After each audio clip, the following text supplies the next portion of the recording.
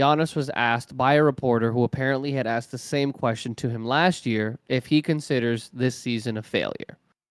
To which Giannis responded, again, I'm paraphrasing, if you don't get a promotion, he has to report it directly in terms of correlating to the reporter's life. If you don't get a promotion, is your life a failure? If you don't get a raise, is your career a failure? Is that year a failure? And then he proceeds to quote Michael Jordan and go, Michael Jordan played 15 years, wins a championship in 6 of them. Are the other 9 years of Michael Jordan's career a failure? Every year you build, every year you grow, and yada yada. He proceeded to say that his career is not a failure because you learn in sports. You grow in sports. And how you build and learn from those losses is how you continue to develop in his career. So, Kyle, I got to ask, obviously we understood where Giannis was coming from. A multitude of media personalities have given their feedback on those comments. So I'm asking you, what do you believe Giannis meant when he said that it wasn't necessarily deemed a failure for this season? So the way that I look at it from the Bucks, I'm just going to focus on the series at first, and then I'm going to get into his comments. This series was definitely impacted by Giannis missing games 2 and 3 with a lower back injury. And obviously, we can go back to game 1 where he suffered that injury early on, tried to come back, and he just wasn't able to go back on the court just because the injury was just too much to deal with. And, you know, when you don't have Giannis, which he's without a doubt the Bucks' best player in damn near half of the games in that series, it's definitely going to have an impact. And I will say, the Bucks in this case, with just me, I'm looking at it from this perspective, they have a little bit of an excuse when it came to losing this series. Obviously, some players on that team may feel differently. They had opportunities to win some of those games against the Heat, and they did fall short. But for me, Giannis' injury did play a significant factor in the reason why the Bucks lost that series. But you have to give credit to the Heat for winning that series in 5 games. To be the number 8th seeded team, barely make it into the playoffs based on their play-in tournament play. They had to win their second play-in tournament game just to get the 8th seed, and then you knock out the 1 seed in 5 games. I believe it's only the 6th time in NBA history that's happened where an 8th seed has defeated a number 1 seed. All props and a tip of the cap goes to the Heat. Now let me get to what Giannis said in his post-game press conference.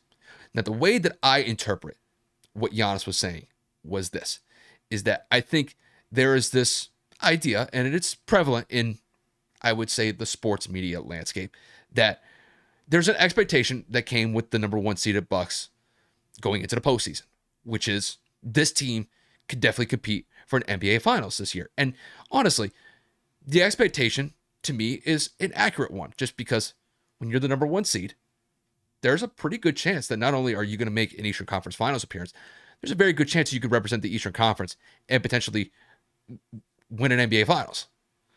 Now, in this case, they fell short as a team in achieving that goal. When it comes to how I see the Bucks and how this season played out for them, the regular season, they were extremely fine. You know, you got the number 1 seed. That's a huge accomplishment. Obviously, they fell short in the playoffs, and it's like I said, Giannis' injury definitely played a part in that.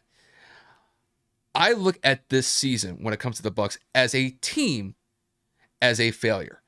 That does not mean I look at each individual player as a failure based on how they played in the series. I don't view it that way. I think the fact that all of these guys have made it to the top of the game in making the NBA. These guys are incredible basketball players. Nobody denies that with them. But there's a difference between the individual side of things where there's no case to be made that these guys are individual failures because they lost as the number 1 seed against the number 8 seed in the Heat. But when it comes to the team and trying to compete for a title, which is the goal of every team in the NBA, they did fail in that regard. And when it comes to Giannis talking about Michael Jordan saying that he won 6 titles in his 15-year career, were the other 9 seasons a failure. As an individual, no.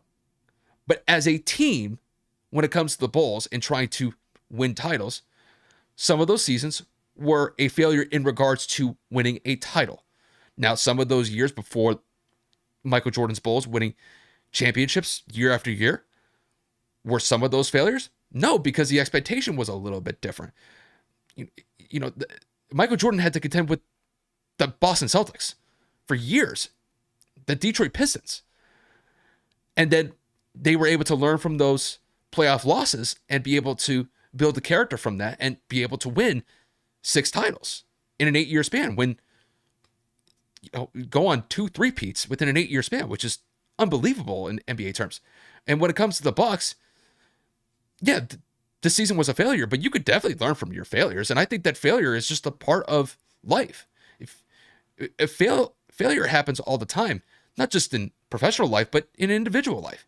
And it comes down to whether or not that you can be able to learn from your failures and try to correct that when certain situations occur in the future.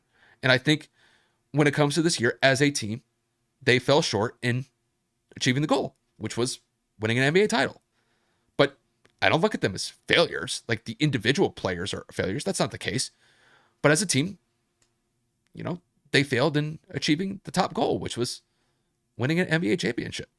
So, and I understand where Giannis was coming from with his comments, and I think he wasn't trying to be personal. He was giving credit due to the question that he was asked. It's just, when he's saying that there's no failure in the NBA, that part I kind of disagree with. Because if there's no failure, then what would you call this? Where, you get knocked out of the first round of the playoffs. It is a failure as a team. But I think that they could definitely learn from their failures and they could find ways to be successful because of that. That's the nature of not just basketball, but that's just the nature of life. If you don't learn from your failures, then all you will repeat is failures. And the Bucks have been able to achieve the top goal and being able to win an NBA championship. They just did it a couple years ago. And there's a very good chance that they could learn from their mistakes, learn from their failures, and get back to the top of the NBA world next year by winning a championship. They could definitely do that. But it comes down to learning from their failures. And that's probably the only part that I disagree with Giannis on, saying that, in the NBA, there's no failures. Like, as individual players, you can maybe make that case, but as a team, you can't make that case because teams fail all the time. They fall short in achieving their goals. But, that's how I kind of see this whole thing with Giannis. I understood where he was coming from with his overall comments, but as a team, they did fail in achieving an NBA title. But it's like I said, it's like if you learn from your failures, then you will attain success. And honestly, I'll just leave it at that.